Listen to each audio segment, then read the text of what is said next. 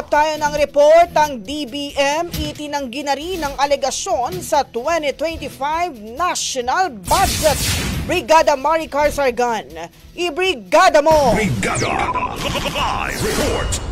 Naglabas na rin ang pahayag ang Department of Budget and Management kaugnay sa tinawag nilang malisyoso at irresponsableng alegasyon hinggil sa 2025 General Appropriations Act.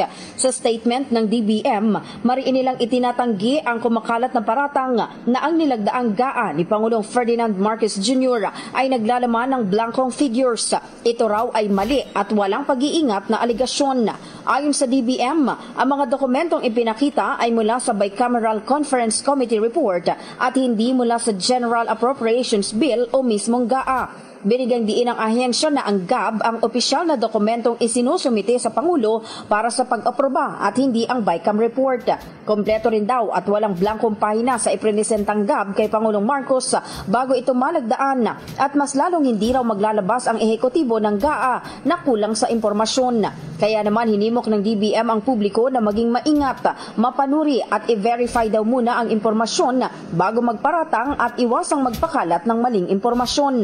Binigyang diin pa ng ahensya na ang komunikasyon ay makapangyarihang kasangkapan na maaaring magpatatag o makasira ng bansa. In the heart of changing lives, ito si Brigada Maricar Sargan ng 105.1 Brigada News FM Manila, The Music and News Authority. Ronda Brigada! Ang bahaging ito ay hatid sa atin ng NutriCleanse Herbal Capsule. Linis tiyan, sexy tiyan.